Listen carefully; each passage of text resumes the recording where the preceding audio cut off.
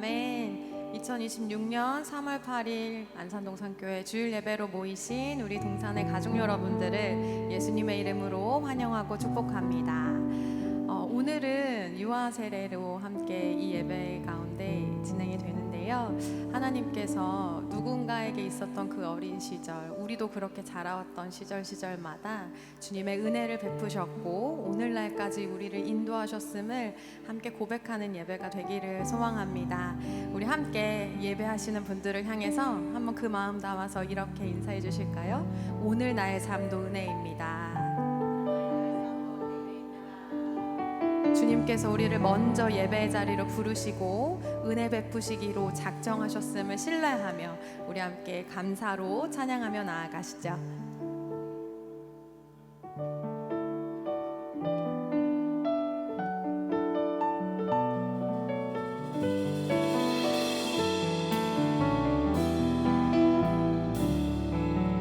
나 이제 주님의 새 생명 얻은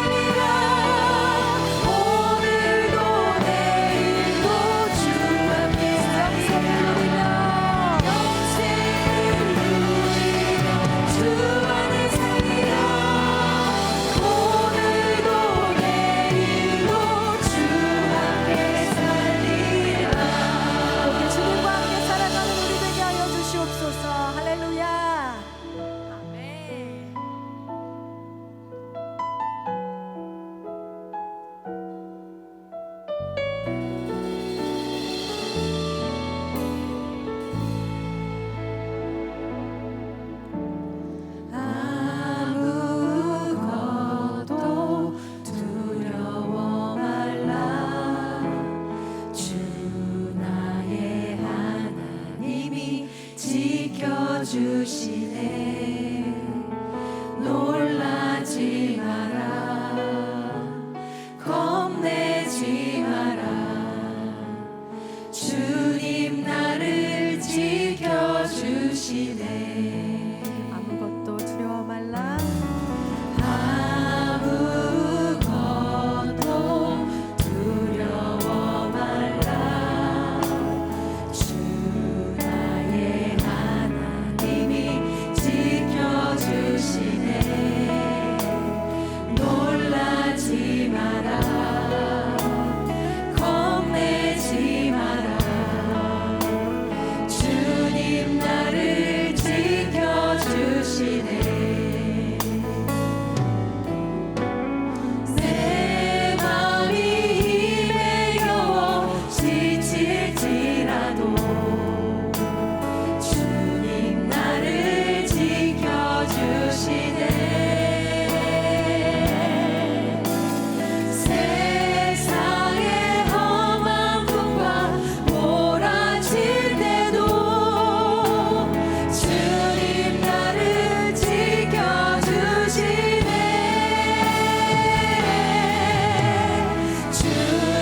주님은 나의 산성, 주님은 나의 요새, 주님은 나의 소망, 나의 힘이 되신 여호와. 우리 다시 한번 처음부터 고백합니다. 아무것도 두려워 말라. 아무것도 두려워 말라. 주 나의 하나님이 지켜주시네. 놀라지 마라, 겁내지 마라. 주님 나를 지켜주시네.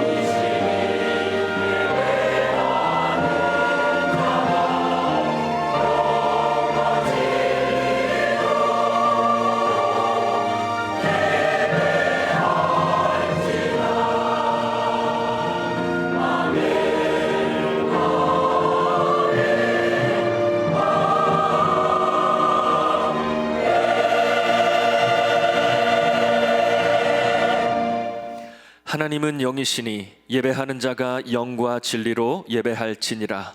아멘. 다 함께 사도신경으로 우리의 신앙을 고백하겠습니다.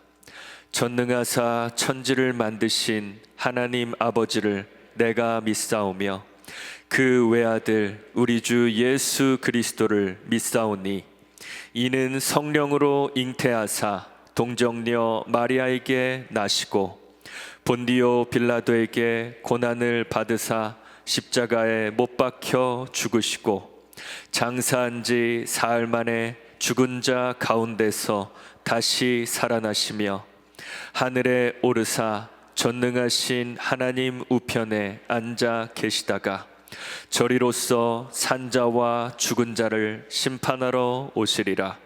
성령을 믿사오며 거룩한 공회와 성도가 서로 교통하는 것과 죄를 사하여 주시는 것과 몸이 다시 사는 것과 영원히 사는 것을 믿사옵나이다. 아멘.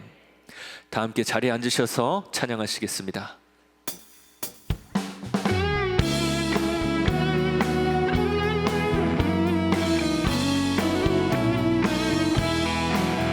주 없이 살 수 없네 죄인의 구주여 그 귀한 몸의 피로 날 구속하소서 구주의 사랑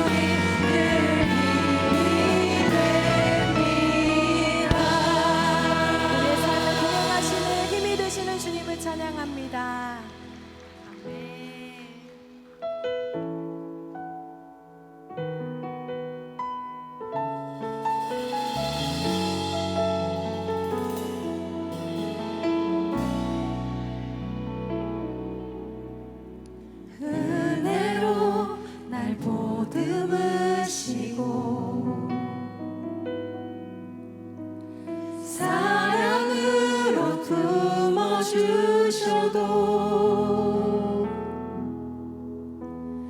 내 마음 한 자락도 지키지 못하는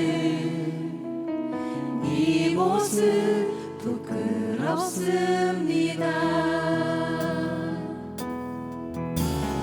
따스한 곁을 내어주신 주님 앞에 나아갑니다. 표현 못할 긍휼로 나를 붙드시네 주 이름만 바라봅니다. 매일 마주한 슬픔을 견뎌나가며 주 예수의 마음을 닮아가네. 두려운 걸음마다 주와 동행하니 주지하며 오늘을 걷네. 주의 진실한 소망을 깊이 담으며 주 예수의 부교를 채워가네. 하나님의 자녀로 명예 지켜가며 깊어진 삶을 주께 드리네. 따스한 곁을 내어주신 따스한 곁을 내어주신 주님 앞에 나아갑니다. 표현 못할 긍휼로 나를 붙드시네 주 이름만 바라봅니다. 매일 마주할 슬픔을 견뎌나가며 주 예수의 마음을 닮아가네. 두려운 걸음마다 주가 동행하니 주지하며 오늘을 걷네. 주의 신실한 소망을 깊이 담으며 주 예수의 부교를 채워가네.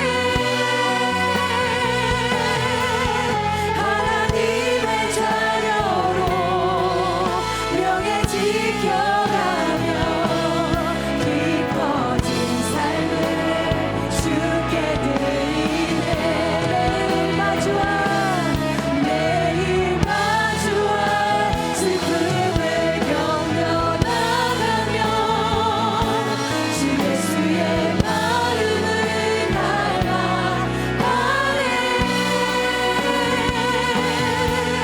두려운 걸음마다 주와 동행하니 주지하며 오늘을 걷네. 주의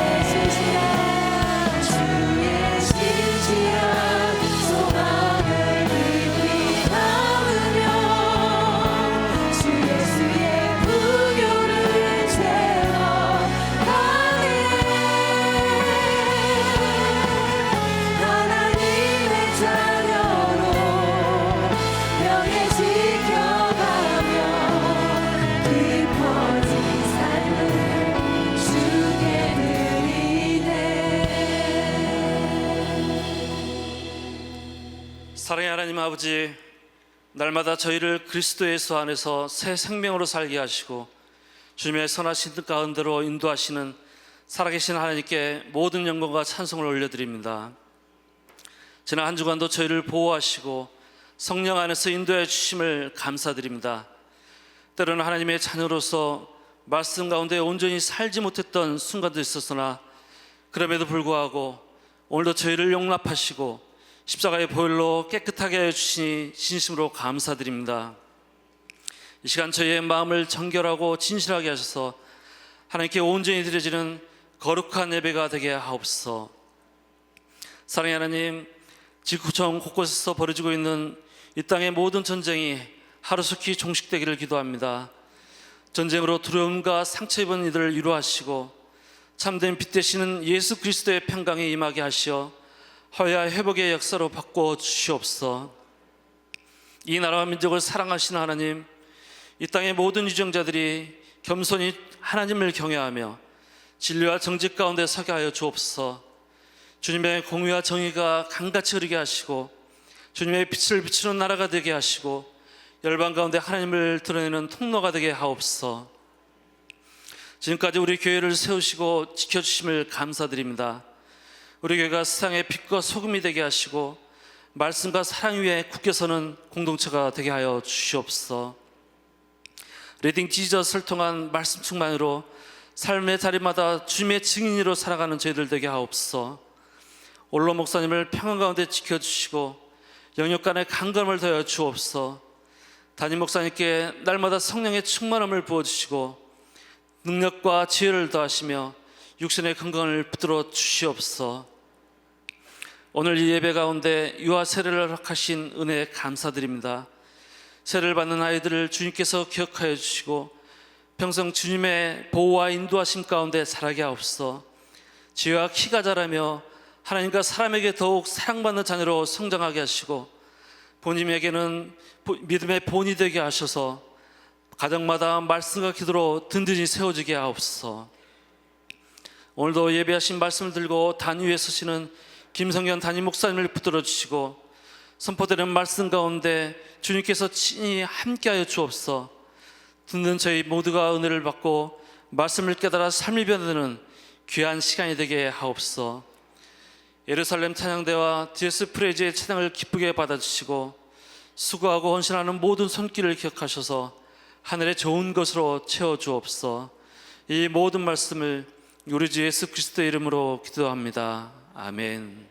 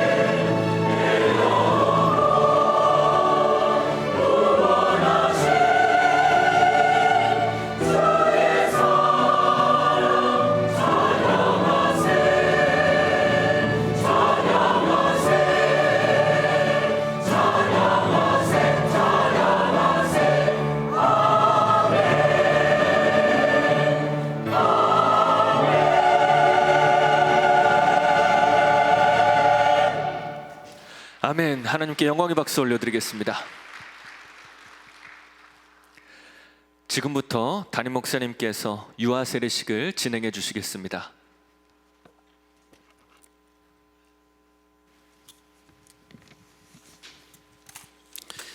네, 지금부터 유아 세례식을 거행하도록 하겠습니다.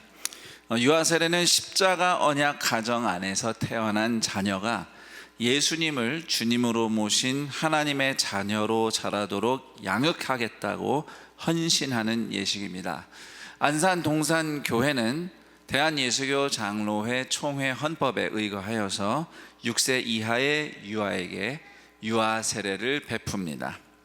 이제 유아 세례 받는 유아 성도의 이름을 호명할 때에 우리 부모님이 자리에서 아이와 함께 일어나 주시면 감사하겠습니다. 자, 강이든, 네, 방윤슬, 네. 자, 유아 세례 대상자 다 호명이 됐습니다. 이제 유아 세례 받는 유아 성도의 부모는 성삼위 하나님과 교회 앞에서 진실한 마음으로 서약을 해주시기 바랍니다. 자, 오른손을 드시는데 아이를 안고 있는 분들은 대답만 하셔도 괜찮습니다. 오른손을 들어주시고요. 제가 드리는 질문마다 네 라고 답을 하며 서약하시면 되겠습니다. 여러분은 이 아이가 예수 그리스도의 피로 씻음을 받고 성령으로 거듭나는 은혜가 필요한 것을 인정하십니까? 네.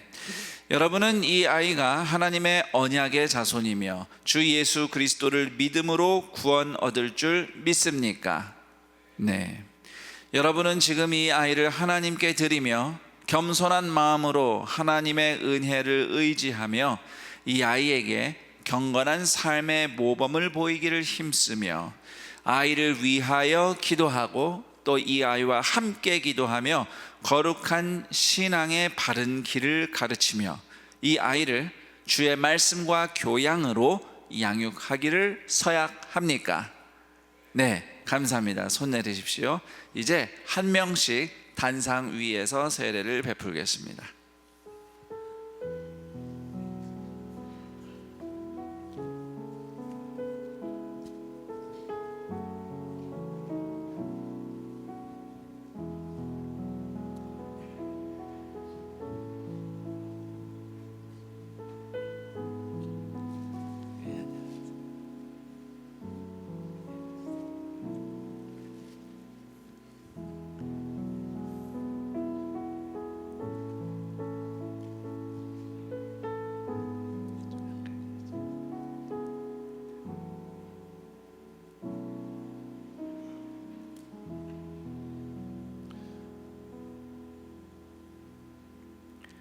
주 예수를 믿는 사람의 아이 방윤슬에게 내가 성부와 성자와 성령의 이름으로 세례를 주노라.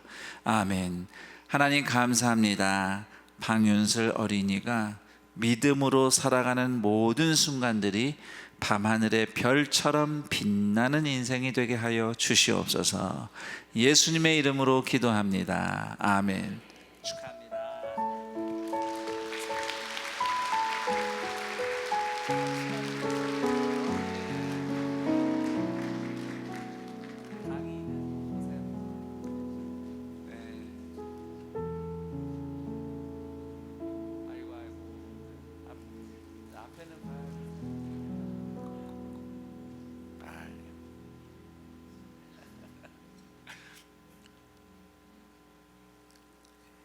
주 예수를 믿는 사람의 아이 강이든에게 내가 성부와 성자와 성령의 이름으로 세례를 주노라. 아멘. 하나님 감사합니다. 강이든 어린이의 인생이 성전 보화가 가득 담긴 그릇과 같은 인생이 되게 하여 주시옵소서. 예수님의 이름으로 기도합니다. 아멘.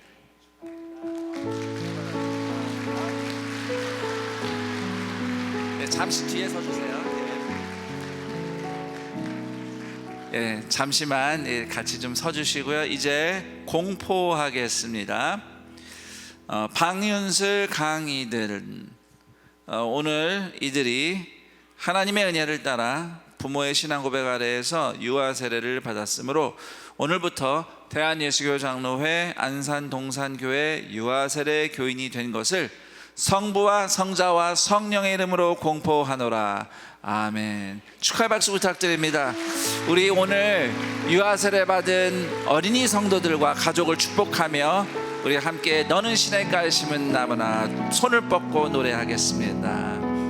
너는 시냇가에 심은 나무라. 하나님의 사랑 안에 믿음 뿌리 내리고 주의 뜻대로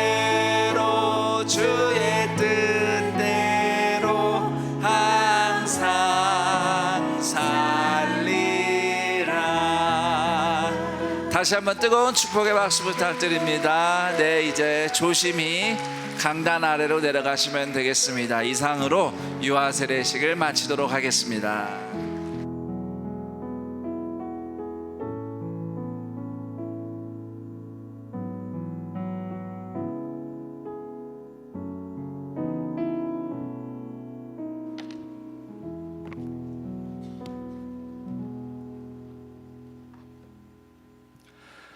오늘 우리에게 주시는 하나님 말씀은 사무엘하 12장 7절부터 15절까지 말씀입니다. 사무엘하 12장 7절부터 15절까지 말씀입니다. 구약 성경 481쪽에 있습니다.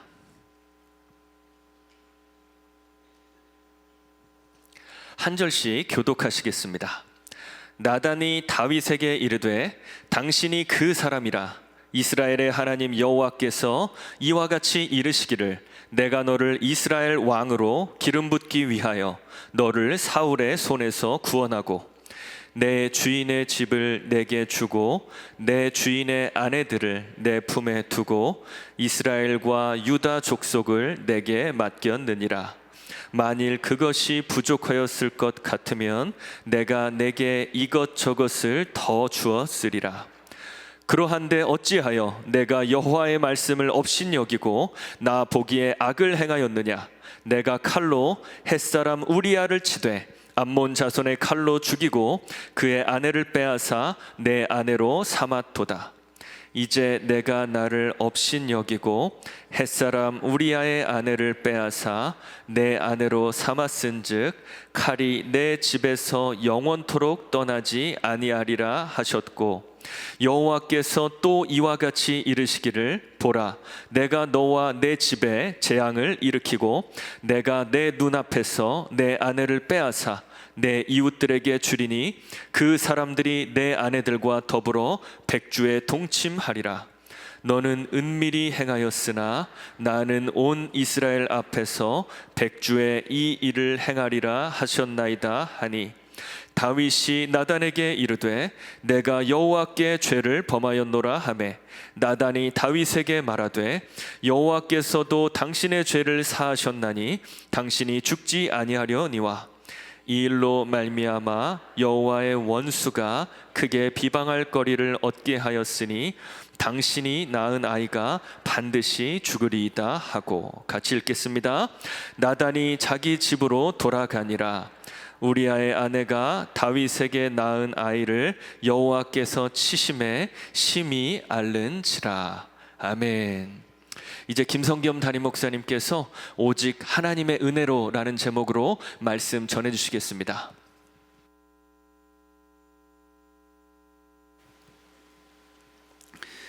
(2026년 3월 8일) 주일 예배에 함께하고 계시는 동산의 성도님들 환영하고 축복합니다. 이곳 예배당에 모여 계신 분들뿐만 아니라 마음은 함께하고 싶지만 피치 못할 사정으로 각자의 처소에서 또는 병상에서 멀리 출타 중에 또 군 복무 중에 또 해외 선교지에서 온라인으로 이어져 있는 우리 동산의 형제자매들 환영합니다. 오늘 말씀을 전하기 전에 먼저 안내 말씀을 하나 드립니다. 오늘 들어오시면서 받으신 주보에는 이렇게 큰숲 형제교회 개척 후원 헌금 봉투가 삽지가 되어 있습니다. 전에도 한번 말씀드렸듯이 올해는 봄에 우리 동산교회가 좀 더 힘을 내서 코이노니아 동산교회, 지금까지 분리개척했던 교회 중에는 처음입니다. 다문화교회, 그러니까 우리 외국에서 이주해 오신 분들, 또 다문화 가정, 그리고 우리 한국인 성도님들이 언어와 피부색은 달라도 예수님의 이름으로 함께 예배를 드리는 그 선교적인 교회 공동체를 개척하기 위해서 그동안 영어 예배와 또 청년 교구를 섬겼던 노현성 목사님과 또 함께하는 뜻 있는 성도님들이 개척을 준비하고 있습니다. 우리 성도님들의 기도와 힘을 모아주시길 부탁드리며, 감동이 오시는 대로 또 이렇게 헌금을 해주시면 교회 개척에 귀중하게 쓰이겠습니다. 또 혹시 우리 성도님들 중에 내가 해외 선교 멀리는 가진 못해도 그래도 이 교회에 단기 선교사로 다녀온다 하는 마음으로 이렇게 선교적인 의미가 깊은 교회 개척에 나도 함께 동참하고 싶다라는 마음이 있으시다면은 목사님이 성도님들을 연락하지는 않습니다. 저희가 그렇게 규칙을 만들었습니다. 대신 성도님들 중에 그런 마음의 감동이 있으면은 우리 노현성 목사님께 연락을 하셔서 이렇게 돕고 싶다 뜻을 모아주시면 또 아름다운 교회 개척에 우리가 다 함께 동참할 수 있겠습니다. 아무쪼록 코이노니아 동산교회 분리 개척을 위해서 함께 기도와 힘을 또 응원을 모아주시기를 부탁드립니다. 사무엘하 12장 7절에서 15절을 읽었는데요, 기본적으로 11장 12장 전체 내용을 토대로 오직 하나님의 은혜로라는 제목으로 여러분과 함께 나누겠습니다. 성경은 세상을 향해 하나님이 전하시는 구원의 메시지라고 표현할 수도 있습니다. 그리고 그 구원의 메시지를 하나님은 이야기 형태로 적으셨어요. 왜냐하면 이야기는 시대와 장소를 초월해서 누구나 쉽게 이해하고 또 기억할 수 있는 형태이기 때문이죠. 성경에는 하나님께서 부르셨던 수많은 믿음의 사람들의 이야기가 수록이 되어 있는데 좋은 얘기만 있는 것은 아닙니다. 그 시 중에 누구의 전기 뭐 이러면은 대체로 좋은 얘기만 잔뜩 쓰여 있습니다. 조금 엄격하게 적으면 평전이라서 공과도 좀 같이 적으려고 하는 경우는 있어요. 성경은 그보다 더 신랄합니다. 안 봐줍니다. 오늘 말씀에도 성경 인물 탑 10에 들어갈 수 있는 10손가락 중에 한 명에 들어갈 수 있는 다윗이라는, 우리 지난 주일 말씀으로도 살펴본 인물이지만 이 다윗 왕의 추악한 죄에 대한 이야기입니다. 사무엘하 11장부터 이 기록이 되어 있는데요, 다윗은 전쟁 중에 왕을 위해 나가서 싸우고 있는 부하 장수 우리야라고 하는 사람의 집에 홀로 남아있는 아내를 몰래 데리고 와서 임신을 시켰어요. 이게 그냥 불륜이네 이렇게 말할 수 있는 게 아닙니다. 왜냐하면 다윗이 권력을 악용해서 힘없는 사람을 착취한 죄악이기 때문입니다. 왕이 부르는데 부하 장수의 아내가 안 돼요, 안 가요, 못 해요, 거절할 힘이 없습니다. 왕이 하라고 하는데요. 그래서 성경에도 보면은 이 사건에 대해서 다윗에게 죄는 물어도 그 여성인 밧세바에게 죄를 묻지는 않습니다.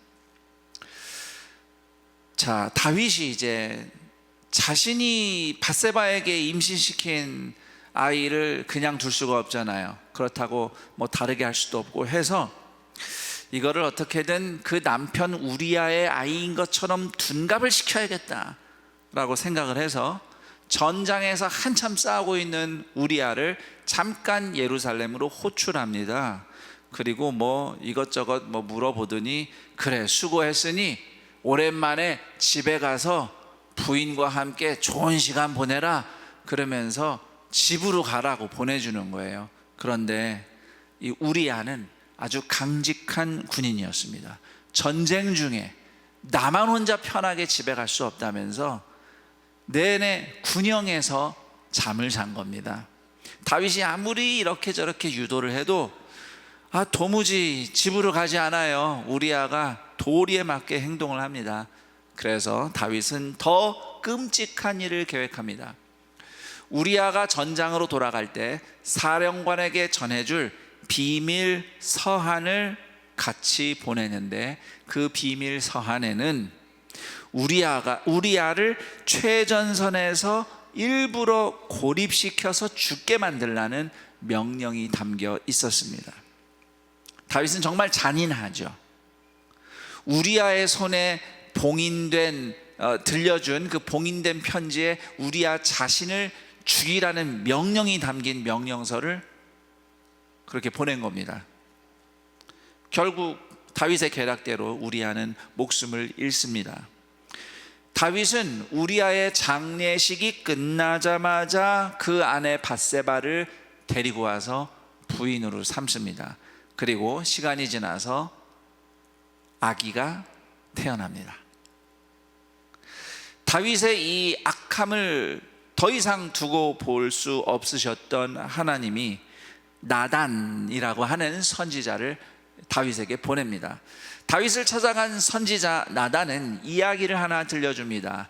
그 이야기가 이제 사무엘하 12장 1절부터 6절까지 담겨 있는 내용인데, 이야기는 이렇습니다. 어떤 성읍에 양과 소를 아주 많이 가진 부자가 있었는데 그 이웃은 아주 가난한 사람이었어요. 암양 새끼 한 마리가 전 재산이었습니다.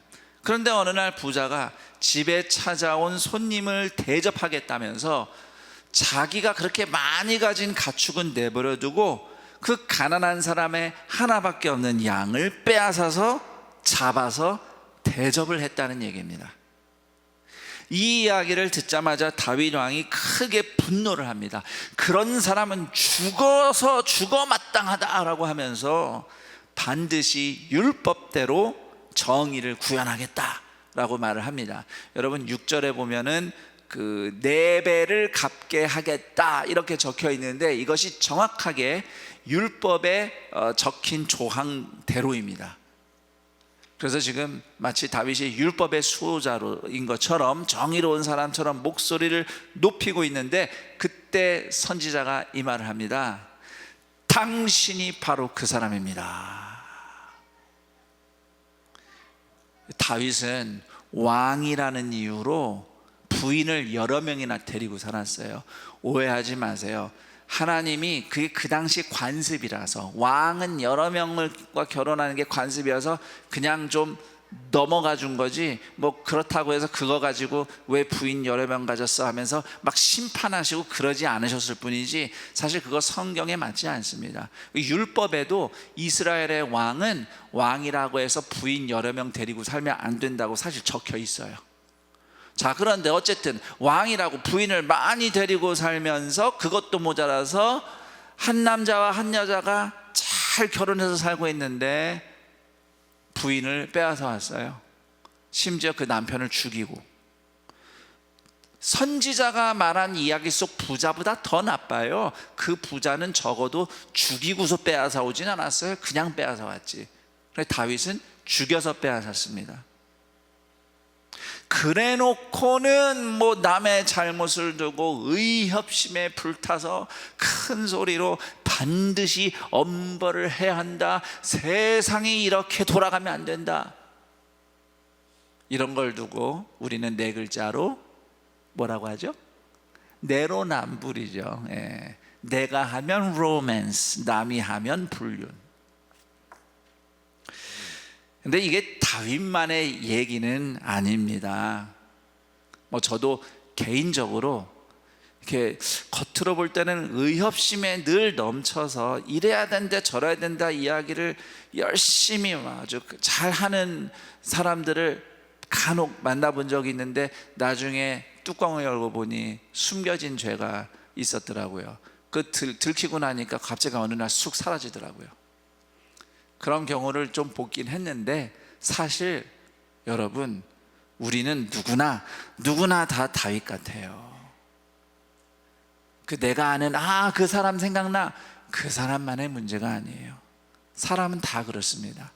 남의 죄는 분노하면서 자기 죄는 눈이 멀어 있어요. 솔직히 알죠. 내 잘못을 뻔히 알아요. 그런데 그거를 숨기려고 남들 앞에서는 더 옳은 척, 더 의로운 척, 더 많이 아는 척을 합니다. 이것이 우리 모두의 어두운 면입니다. 설령 그렇더라도 저를 따라해 봅니다. 하나님 앞에서 회개하면 살 길이 있습니다. 사실 하나님이 먼저 회개할 기회를 주셨어요. 하나님이 다윗을 바로 심판부터 하지 않으시고 선지자를 보내셔서 말씀을 먼저 전하셨죠. 회개할 기회를 주시는 거예요. 그리고 다윗은 하나님의 말씀에 즉각 반응합니다. 부인하거나 변명하거나 합리화하거나 뭐 어쩔 수 없었어요 뭐 이런 얘기 안 합니다. 그냥 자신의 죄를 진솔하게 겸손히 인정합니다. 그러자 선지자가 하나님의 용서를 즉각 선포합니다. 바로 회개를 했더니 바로 용서가 선포가 돼요. 사실 다윗이 아까 뭐 율법대로 정의를 구현하겠다, 네 배를 갚게 하겠다 그랬는데 그 율법대로 하면 다윗은 죽어야 돼요. 율법은 고의로 사람을 죽인 사람을 사형에 처합니다. 다윗 죽어야 돼요. 그렇지만 하나님의 특별 사면으로 하나님의 용서를 받아서 죽는 건 면했습니다. 그러나 죄인이 회개하고 용서받았다고 해서 저지른 일의 결과를 피할 수 있는 건 아니에요. 오늘 우리가 읽은 말씀은 다윗이 저지른 죄의 결과로 다윗이 어떤 재앙을 감당해야 하는지 적혀 있습니다. 그리고 실제로 사무엘하 13장부터 성경을 쭉 읽어가면 그 내용들은 다윗이 이후에 어떤 재앙들을 감당해야만 했는가에 대한 이야기입니다.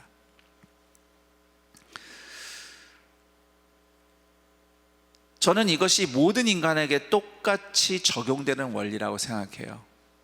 그러니까 하나님께 용서받는 건 받는 건데 그것과 별개로 우리가 저지른 일의 결과를 피할 수 없다는 겁니다. 하나님은 우리에게 회개하고 용서받을 기회를 주셔요. 하지만 이 세상에 사는 한은 사람이 저지른 행동에는 반드시 어떤 결과가 초래됩니다. 심은 대로 거두는 게 하나님이 이 세상을 창조하신 후 세우신 만사의 원리예요. 그리고 그 누구도 용서를 받았다고 하더라도 그 누구도 그 결과물을 피할 수는 없습니다. 그러므로 하나님의 은혜를 입은 사람은 용서받았다고 좋아하기만 하지 않습니다.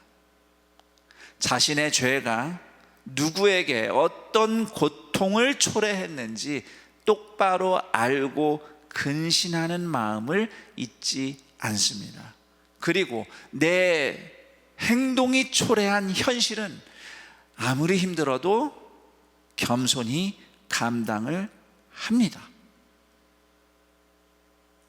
사도 바울은 예수님의 은혜로 과거의 죄를 용서받고 복음의 일꾼이 된 지 한참이 지났지만 디모데전서 1장 15절에서 노년에 이렇게 고백을 합니다. 나는 죄인 중에 괴수다.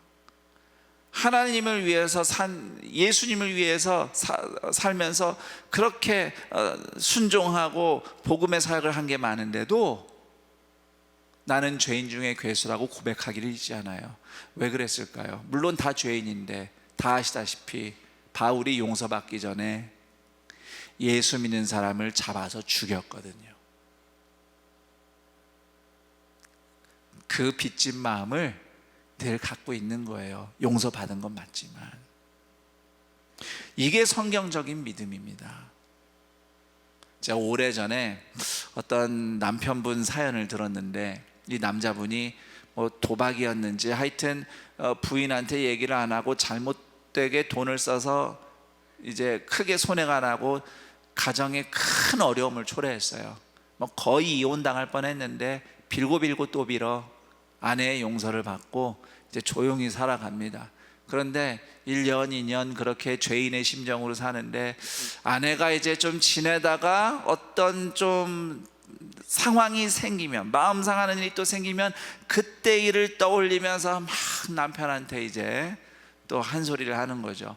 그러니까 이제 그 일이 2년, 3년 됐는데 계속 이제 그 얘기를 가끔가다 들으니까 이 남편이 이제 막 불평을 하는 거예요. 아니 내가 다 사과했는데 그래서 내가 지금까지 1년, 2년, 3년 죄인처럼 조용히 정말 최선을 다해서 사는데 왜 그냥 잊을만 하면 또 그 얘기를 해가지고 나 이렇게 힘들게 하냐고 그러면서 불평을 하는 거예요. 그래서 제가 그 얘기를 듣고 무슨 쓸데없는 얘기냐고, 평생 죄인처럼 살아야지, 평생 사죄하는 마음으로 살아야지, 뭐 1년 2년 사과했다고 내가 된 줄로 착각을 하냐. 제가 그런 말을 했다니까요. 용서받은 건 맞았겠죠. 근데 나 때문에 상대방이 상처 입은 거 안 없어져요. 그거 평생 가요. 그런 거는. 그러면 그냥 아유 그래 내가 잘못했지, 겸손해야죠. 뭐 이 정도면 됐지, 이 정도면 된 거 없습니다, 여러분. 네. 자, 용서는 받아요. 하지만 그 결과로 초래된 거 피할 수 없습니다. 겸손히 감당해야 됩니다. 그리고 다윗이 받은 용서에 있어서 또 한 가지 주목할 게 있어요. 다윗과 밧세바 사이에서 태어난 아이가 다윗 대신 목숨을 잃었다는 사실입니다. 물론 부모의 죗값을 자녀가 치르게 하는 것이 하나님의 방법은 아닙니다. 신명기 24장 16절에는 분명히 명시가 되어 있어요. 아버지의 죄 때문에 자녀가 값을 치른다든지, 자녀 때문에 아버지가 값을 치른다든지 그런 일은 일어나지 않을 것이다. 각 사람이 자기 죄 때문에 죽임을 당할 것이라고 명시하고 있습니다. 그러니까 성경은 소위 연좌제를 반대합니다. 물론 또 출애굽기 34장 7절에 보면 이런 말씀도 있어요. 죄를 지으면 3대까지 보응하시겠다. 하나님이 그런 말씀을 하긴 하셨는데 이 말씀의 의미는 부모 세대의 죄값을 후손이 대신 갚아야 된다는 의미이기보다는 오늘 세대가 저지른 죄의 여파가 미래 세대에도 갈 수 있다는 것을 이제 의미하는 거죠. 그래서 다시 말씀드리지만 하나님이 연좌제를 하시지는 않습니다. 그럼에도 하나님은 다윗에게만큼은 다윗의 아이가 대신 목숨을 잃게 하셨어요. 이건 특별한 사례인데요, 여기엔 이유가 있습니다. 저를 따라해 볼까요? 용서란 타인의 희생을 통해 받는 은혜다. 이거를 가르쳐 주시려고 다윗에게는 특별히 그 아이가 대신 죽게 하셨어요. 용서는 타인의 희생을 통해 받는 겁니다. 어린 아기가 대신 목숨을 잃는 고통을 통해서 다윗은 자기가 받은 용서가 스스로 회개를 잘 했기 때문에 얻은 결과가 아니라 누군가의 희생을 통해 주어진 은혜임을 알아야 했습니다. 물론 하나님은 그 아이의 죽음을 통해서만 다윗을 용서하신 것은 아닙니다. 새 생명을 주시면서 또 다윗이 받은 용서를 확증해 주셨어요. 하나님은 이후에 그 첫 아이가 죽고 나서 다윗과 바세바 사이에 새 아이를 주셨고 그 아이를 하나님이 특별히 사랑하셨습니다. 그 아이의 이름이 솔로몬입니다. 사실 솔로몬은 왕궁에서 환영받을 수 없는 아이입니다. 이미 제가 말씀드렸듯이 그 아이가 태어난 배경에는 다윗의 추악하고 부끄러운 과거가 있어요. 정상적으로 제대로 결혼한 아내가 아니라 누군가를 죽여서 빼앗은 아내와의 사이에서 태어난 아이거든요. 왕위 서열에 들어갈 수가 없습니다. 그 쟁쟁한 왕자들 사이에서 정통성도 없고 명예도 없어요. 그런 솔로몬을 하나님이 특별히 사랑하셔서 훗날 누구도 아닌 솔로몬이 다윗의 뒤를 이어 이스라엘의 왕이 되게 하셨습니다. 그리고 더 놀라운 사실은 그렇게 태어난 솔로몬의 계보를 통해서 하나님의 아들 예수 그리스도께서 이 세상에 오시게 됩니다. 이것이 다윗의 가장 어두운 이야기를 통해서 만나는 예수 그리스도의 은혜입니다. 우리는 우리 힘으로 용서를 받는 게 아닙니다.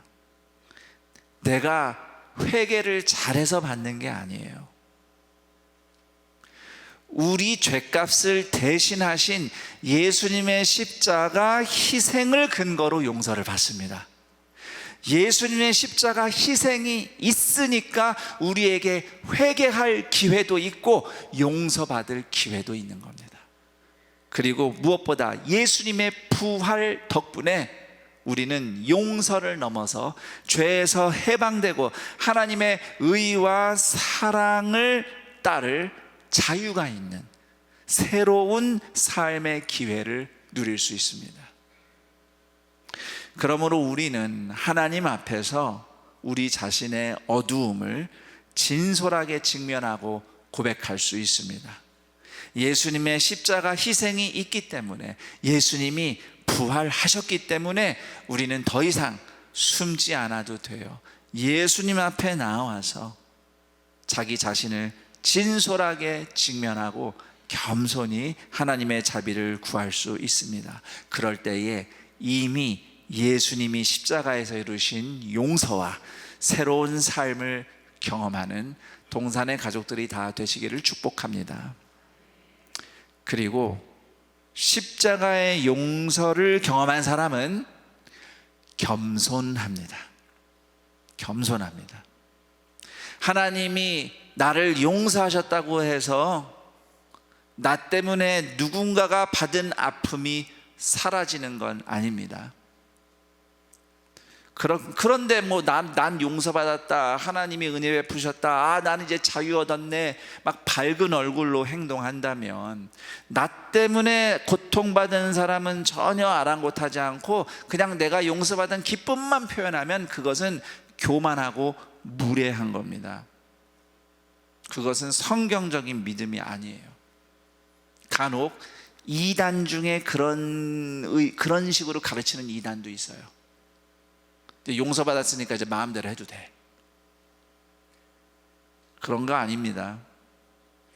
진짜로 십자가의 은혜를 아는 사람은 나 때문에 아픈 사람들을 생각해서 처신합니다. 무엇보다 예수님의 희생, 그리고 이거 굉장히 중요해요. 여전히 아프지만 나를 용서하려고 애쓴 사람의 희생, 그 희생 덕분에 내가 용서를 받고 용납받고 또 다른 기회를 얻었다는 사실을 잊지 않는 것이 십자가 은혜로 용서받은 사람의 모습입니다. 그리고 마지막으로 저를 따라합니다. 그리스도인은 용서받은 죄인의 심정으로 타인을 바라본다. 다른 사람을 쉽게 정죄하지 않습니다. 왜냐하면 나도 하나님의 은혜가 아니라면 똑같은 죄로 넘어지고 실패할 연약한 인간이기 때문입니다. 오늘 다윗이라서 이런 게 아니에요. 우리도요, 다윗처럼 힘이 있으면 그 힘으로 죄를 짓기 쉬운 사람들입니다. 단지 그 힘을 안 가져봐서 아직 죄 지을 기회가 없는 것뿐이에요. 여러분, 힘없고 가난한 사람은 선량한 사람이 아닙니다. 지금은 힘없고 가난해도 그 사람에게 만약에 절대 권력과 절대적인 부가 주어지면 얼마든지 죄를 지을 수 있습니다. 그러니까 아직 죄를 지을 기회를 갖지 못했을 뿐이에요. 그렇기 때문에 우리가 용서받은 죄인이라는 심정으로 서로를 너그럽게 볼 필요가 있는 겁니다. 그리고 또 이것도 중요해요. 용서받은 죄인의 마음은 부조리한 세상에서 또 인간의 누군가의 죄 때문에 고통받는 형제와 이웃을 돌아볼 줄 알아요. 그냥 불쌍한 게 아니고 그것이 나의 잘못 같기도 하고 내가 직접 잘못한 건 아니지만 그 일에 대해서 함께 책임을 지는 마음과 아픈 마음을 가지고 돌아볼 줄 아는 것, 그리고 돕는 것, 함께 하는 마음, 이것이 용서받은 죄인의 마음입니다. 다시 한번 마지막으로 저를 따라하겠습니다. 그리스도인은 용서받은 죄인의 심정으로 타인을 바라본다. 오늘 이 말씀이 여러분에게는 어떻게 다가왔습니까? 오늘 말씀을 통해서 하나님의 어떤 면모를, 어떤 성품을 만났습니까? 여러분은 오늘 하나님께 어떤 자비를 구하기를 원하십니까? 예수님의 십자가 희생, 그리고 누군가가 나를 참고 인내하고 용납하고 용서해 준 희생 덕분에 오늘 내가 용서받고 용납받고 다시 시작하는 은혜를 입었음을 감사하며 오늘 말씀을 토대로 함께 이렇게 기도했으면 합니다. 첫 번째 기도 제목은 나는 오늘도 하나님의 자비가 필요합니다. 예수님의 십자가 희생을 의지하여 나의 실패와 어둠을 고백하오니 용서하여 주소서. 두 번째 기도 제목입니다. 부조리한 세상에서 아파하는 이들을 배려하며 실패한 이들이 하나님의 은혜로 새롭게 일어날 수 있도록 겸손히 돕는 용서받은 죄인의 마음으로 살아가게 하소서. 우리 다 함께 이 기도 제목과 더불어서 또 말씀을 통해 내가 받은 은혜대로 하나님께 기도하는 시간을 갖겠습니다. 함께 기도합니다. 하나님 아버지 감사합니다. 나는 오늘도 하나님의 자비가 필요합니다. 내가 이 신앙생활을 얼마를 했고 내가 직분이 무엇이고 내가 어떤 봉사를 했고 그런 것이 내가 하나님 앞에 설 근거가 되지 않습니다. 나는 언제고 넘어질 수 있고 또 넘어졌고 흔들리는 죄인입니다. 하나님이 연약한 내가 오늘도 예수님의 십자가를 의지해서 하나님의 자비를 구합니다. 나를 위해 취소되지 않는 예수님의 십자가의 희생과 나에게 새로운 기회를 주시는 예수님의 부활에 힘입어 하나님의 앞에 나와싸우니 주여 나의 연약함과 부족함을 나의 악함을 불쌍히 여기시고 예수님의 십자가의 은혜로 나를 씻으시며 주님 나에게 다시 일어날 힘과 믿음을 허락하여 주옵소서. 하나님의 자비가 아니면 오늘도 숨을 쉬며 살 수가 없으니 오직 그 은혜로, 주님의 희생의 그 은혜로 오늘도 살아가는 우리가 되게 하여 주옵소서. 부조리한 세상에서 아파하는 사람들을 돌아볼 줄 알고 또 실패한 사람들 쉽게 정죄하지 않고 하나님의 은혜로 새롭게 일어날 수 있도록 겸손히 돕는 용서받은 죄인의 심정으로 살기를 원합니다. 그렇게 용서받은 죄인들이 만나는, 함께하는 이 교회 공동체 가운데 용서와 회복과 새로운 삶의 예수 그리스도의 능력이 나타나며 또 세상의 죄악과 어려움 속에서 상처받고 고통받는 인생들이 하나님의 은혜와 능력으로 회복되며 다시 살아나는 은혜가 넘치는 안산동산교회 공동체와 동산의 모든 성도들의 인생과 가정이 되게 하여 주시옵소서. 하나님 아버지 감사합니다. 오늘도 예수님의 십자가 희생의 은혜에 의지하여 하나님 앞에 나옵니다. 나의 어떠함보다 내가 무엇을 하나님을 위해 어떻게 했는가 보다 예수님이 날 위해 하신 일, 그 십자가 희생만이 오늘 하나님 앞에 내가 설 수 있는 근거이며 주님의 은혜로 다시 한번 용서받고 새로운 기회를 얻는 유일한 능력이오니 주님, 우리를 불쌍히 여기시며 하나님의 은혜 가운데 용납과 용서로, 그리고 다시 한번 믿음으로 순종하며 나아갈 힘과 용기를, 은혜를 더하여 주시옵소서. 용서받은 죄인의 심정으로 살아가기를 원합니다. 부조리한 세상 속에서, 악한 세상 속에서 아파하는 이들을 배려하며 돌아보며 또 실패한 이들을 쉽게 정죄하기보다는 하나님의 은혜로 새롭게 일어날 수 있도록 겸손히 돕는 용서받은 죄인의 마음으로 살아가는 안산동산교회가 되게 하시고, 그러한 심령들이 모인 이곳에 용서와 용납, 그리고 아픈 이들이 다시 살아나며 새로운 삶을 얻는 예수 그리스도의 그 구원과 회복의 역사가 충만한 동산교회 공동체가 되게 하여 주시옵소서. 이러한 하나님의 은혜를 감사하며 결단하며 예물을 올려드립니다. 큰숲 형제 교회 개척을 위해 마음을 올려드립니다. 힘을 모읍니다. 주님, 그 손길들 위해 도우시며 잡아주시는 주의 손길이 갑절로 역사케 하시고 예물이 쓰이는 곳마다 하나님의 구원과 회복의 역사가 나타나게 하여 주옵소서. 우리 주 예수 그리스도의 이름으로 기도드립니다. 아멘. 나는 가리라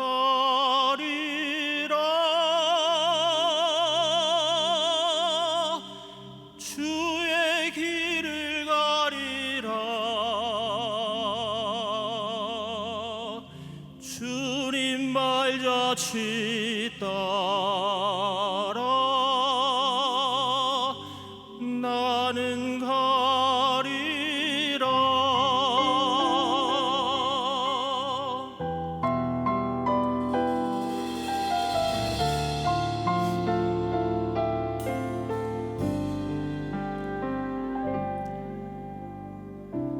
비바람이 앞길을 막아도 나는 가리 주의 길을 가리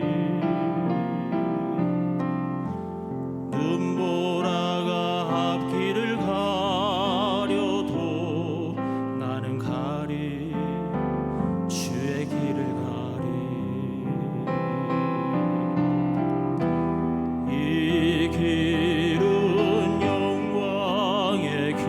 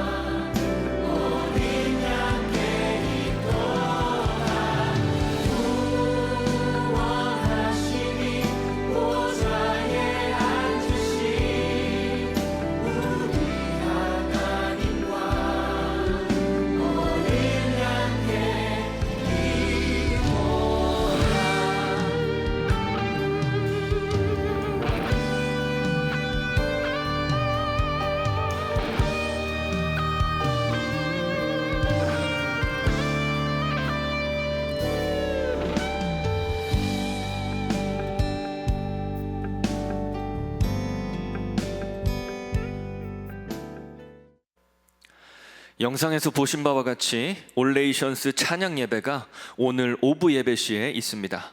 다문화 가정과 이주 외국인 그리고 모든 성도가 함께하는 찬양 축제에 함께 해주시기 바랍니다. 오늘 안산동산교회 현장 예배와 온라인 예배로 함께 하시는 모든 분들을 주님의 이름으로 환영하고 축복합니다. 오늘 동산교회 처음 오셨거나 등록하기를 원하시는 분은 손을 들어서 표해 주시기 바랍니다.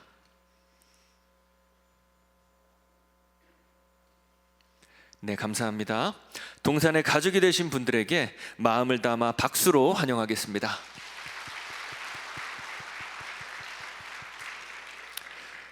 등록하신 분들은 예배당 뒤편 새가족 관영실에 꼭 들려주시기 바랍니다. 교회 소식 안내드립니다. 학습 세례 입교식이 3월 15일 다음 주일 본당 1부에서 4부 예배 시에 진행됩니다.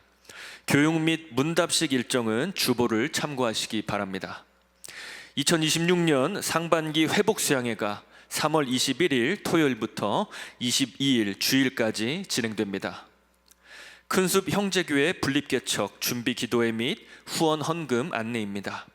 노현성 목사님께서 화성시에 21번째 분립개척 교회인 코이노니아 동산교회를 개척합니다. 개척을 위한 준비 기도회가 3월 14일까지 매주 토요일 오후 6시에 진행됩니다. 아울러 3월 15일 다음 주일은 코이노니아 동산교회를 위한 개척 후원 헌금을 드립니다. 성도님들의 적극적인 참여를 부탁드립니다.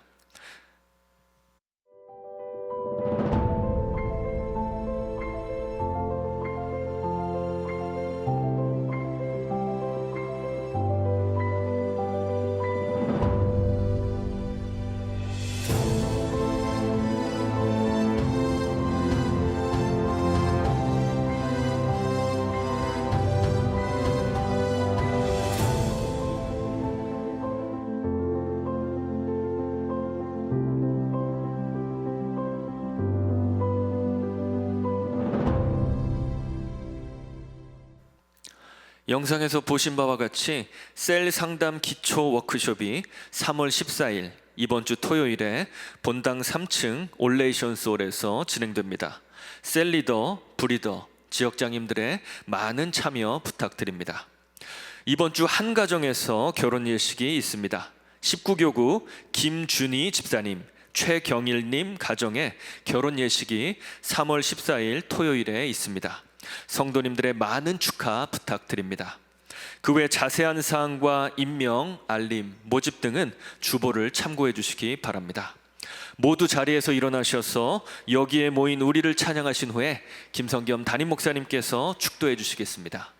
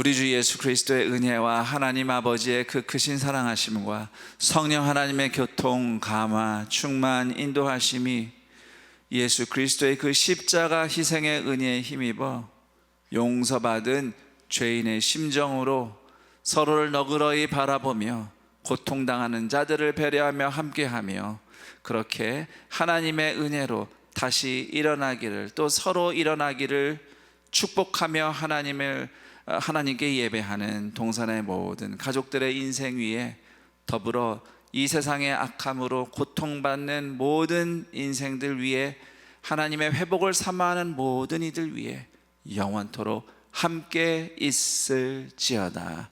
아멘.